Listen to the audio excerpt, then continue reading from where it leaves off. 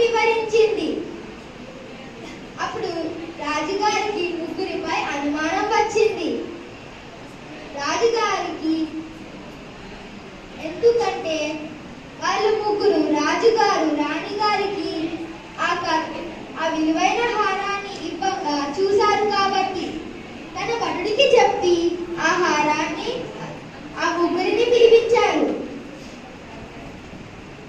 భటుడు వెళ్ళి ఆ ముగ్గురిని పిలిచారు.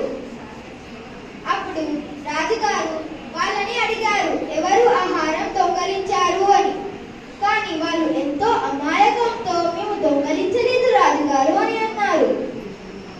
అప్పుడు రాజుగారు తన భటుడికి చెప్పి ఒక 3 గంటలను వాడికి ఇవ్వమని చెప్పారు.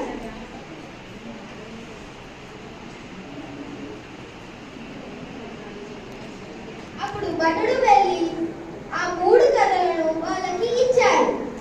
అప్పుడు రాజుగారు